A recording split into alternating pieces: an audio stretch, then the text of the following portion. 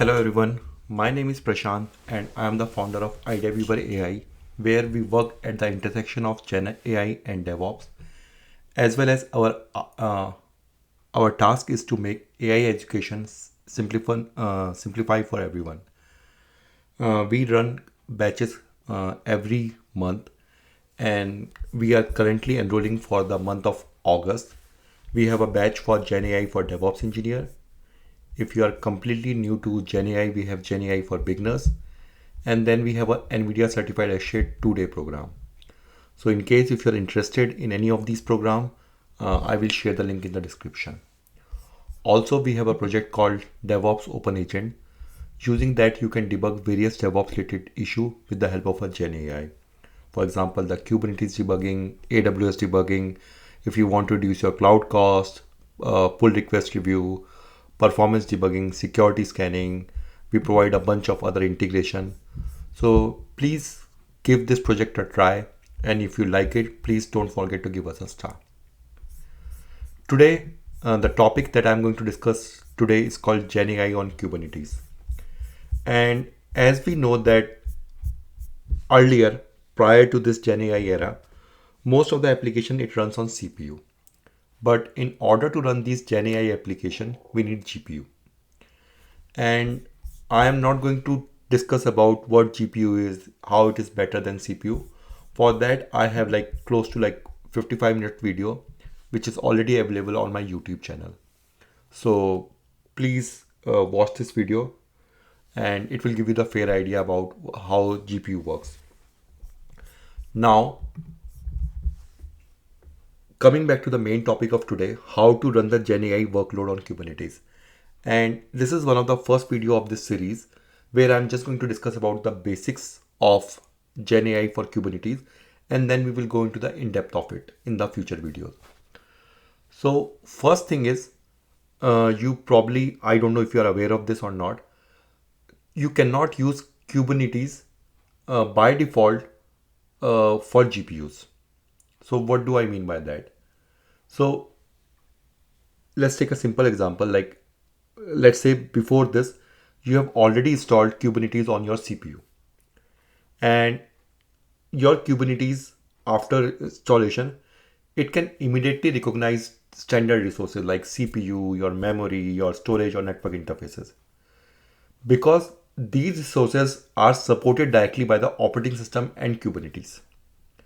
But GPUs, they are different. So unlike CPU, every GPU manufacturer provides its own drivers, its own runtime libraries, and its own management tools. And in this case, I mean, most probably you heard about like NVIDIA, right? NVIDIA is known for its GPU. And you probably don't know that other provider like AMD and Intel, because GPU is just a terminology, which is graphical processing unit. NVIDIA is by default the king of it, but AMD and Intel also come up with its own GPU. So now the issue is that every vendor implements GPU differently. And Kubernetes does not include built-in support for GPU because Kubernetes was originally designed just keeping CPU in mind. So think of it in this sense, like imagine you buy a new printer and even though your operating system can detect that the printer is connected, it cannot use the printer until the correct driver is installed. So GPU works in the similar way. Kubernetes knows that a machine exists. Like Kubernetes knows that there are GPUs which is available. But it does not know whether a GPU is installed, how many GPUs there are available. Our main goal is to run the containers, right? So can container should use them and how application can access them. So to bridge the gap, we need an additional thing between this Kubernetes and this GPU hardware. We need additional thing. Like I mentioned, like, and you guys may be aware of it, that NVIDIA is the king for this GPU thing, right? So NVIDIA provides a software which is called GPU operator, and that they provide in the form of something called Helm chart. So again, if you're aware of this Kubernetes ecosystem, Helm chart is, think of it equivalent of a RPM in case of your Linux, right? So it contains all the like when you installed a package via RPM or yum, it installed all its dependency along with it. Same thing happened with Helm chart also. So what this NVIDIA GPU operator provides, it provides NVIDIA driver, container toolkit, device plugin, monitoring component, GPU feature discovery, MIG. So we are going to discuss about MIG, which is called multi-instance GPU. So think of it like in your case, you don't have a single master, like you may have a single master node, but you have a bunch of workers node. And if you need to install all of these things manually, it is a quite of a cumbersome task. So what you need to do, you just need to install this NVIDIA GPU operator and it will take care of the entire process. Now let's understand few of these things which we have discussed here. Like drivers, you probably aware of the fact that driver is a kind of a thin layer or it's a kind of a translator through which your kernel can now communicate with the GPU or the hardware, right? So probably you heard about, like, for example, printer driver. So printer is a hardware device and kernel is a software. So how kernel can interact with the printer? So we need to install a driver which lead to the communication between this printer and your kernel. So first thing is called device plugin. So even once you installed the NVIDIA drivers, your Kubernetes cluster, like that is for the kernel perspective, but your Kubernetes still does not know that the GPU exists. And in order to ensure that your Kubernetes knows that the GPU exists, there is something called a device plugin. And this device plugin is a small Kubernetes component which runs on every GPU. So the responsibility of this device plugin is to detect the available GPU. It is going to report the GPU resources to the Kubernetes. It allows container to request GPU and it also tracks the GPU allocation. So if this device plugin is not present, Kubernetes could only see the CPU and memory. But once this device plugin is installed, the GPU become visible to the Kubernetes resources. So for example, if you can see this example, nvidia.com/GPU, this is telling Kubernetes that the node contains 4 available GPU. And application can now request GPU resources just like they request the CPU or memory. Second thing is called runtime classes. So having a GPU is only the one part of the solution. The containers also need to access the GPU hardware. And by default, Kubernetes start container using the standard container runtime.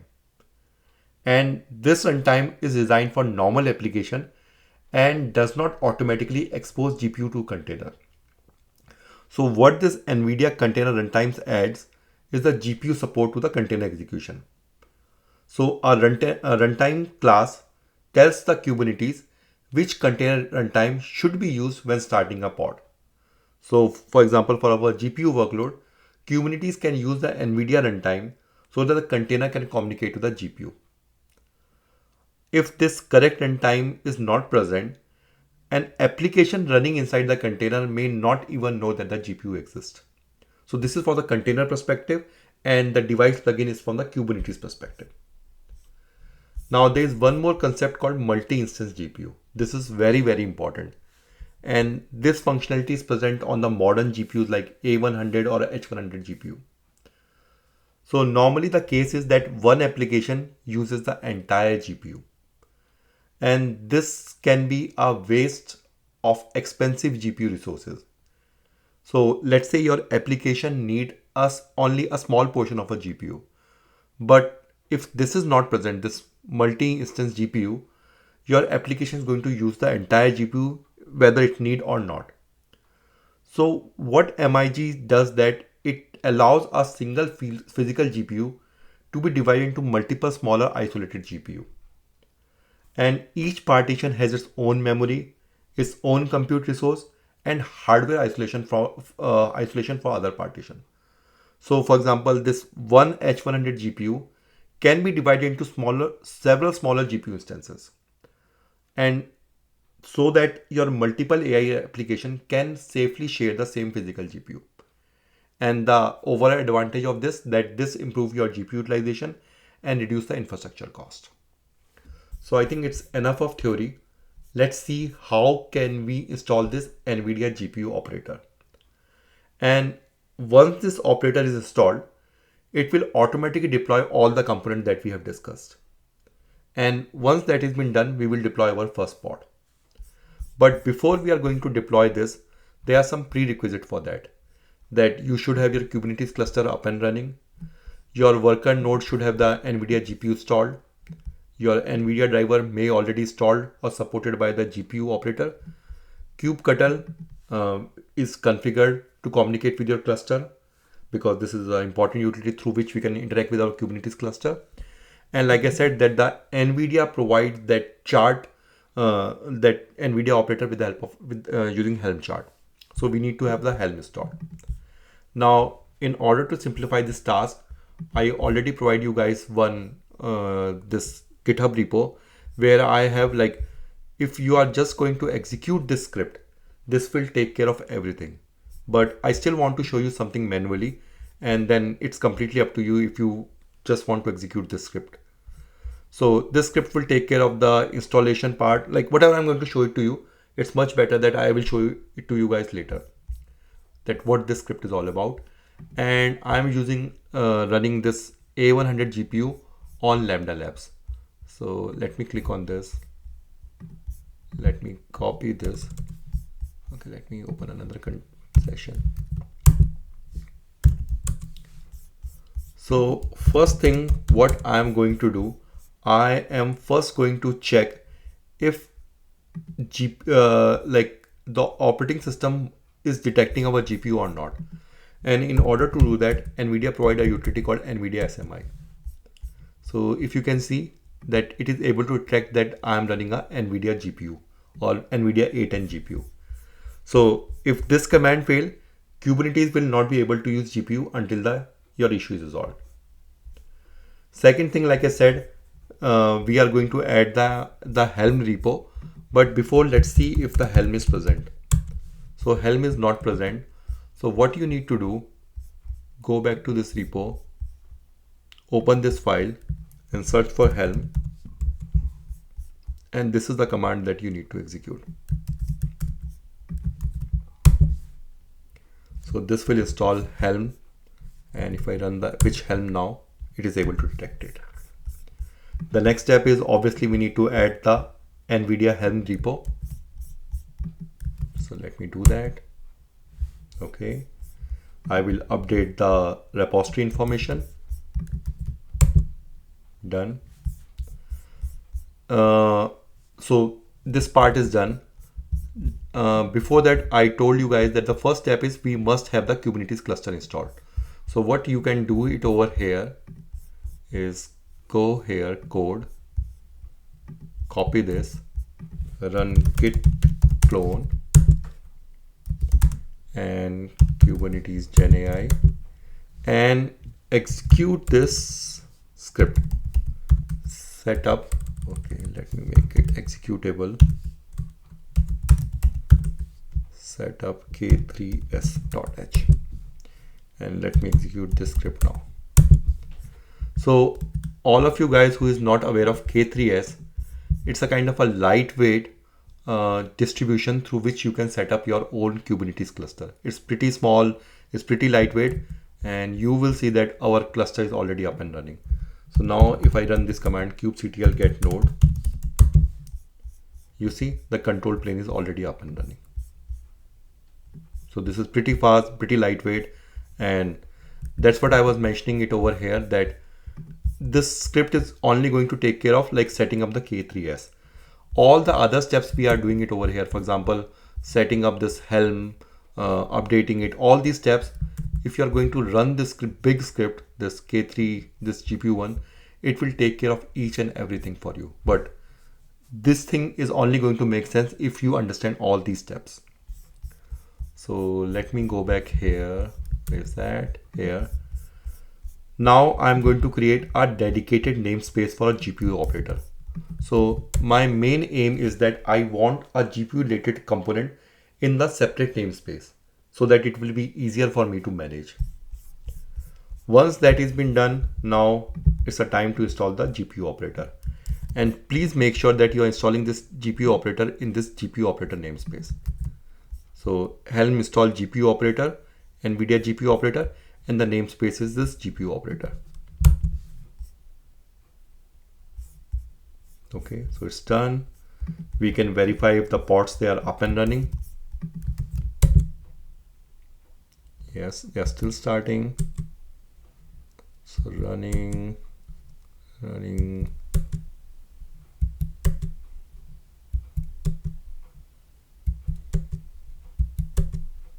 Okay, so they all are running now. Awesome. Now, if you want to verify that the Kubernetes can see the GPU, you can run this command. First, let's say kubectl get nodes, and then if you use this thing, and if you go up and if you look the capacity section, and if you look at this nvidia.com/GPU line, what this is saying or what this is confirming that the device plugin has successfully advertised the GPU to Kubernetes. And this is pretty important for us. So now we have the GPU operator installed. Now we are going to deploy a simple container that contains the NVIDIA utility, which is the NVIDIA SMI we have just saw. And it is going to execute that command, which is going to confirm us that Kubernetes has allocated the GPU to the pod. Containers can communicate to the GPU, which is pretty important for us. And the NVIDIA runtime is working properly. So again, within that repo, I already provide you this YAML file. Let me show you here. It is much easier for me. So any one of you who is aware of Kubernetes must be aware of this, like this API kind, all those things. Here we are using this NVIDIA image, and we are going to execute this command. This is the most important line that you need to understand, and which is something new to you, maybe new to you. What we are defining is here that schedule this pod only on a node that has at least one NVIDIA GPU available. If this line is not present, Kubernetes treats this pod as a normal workload and does not allocate a GPU. So let's see that. Let's say kubectl apply -f and GPU pod YAML. And then we run kubectl get pod, container creating is completed.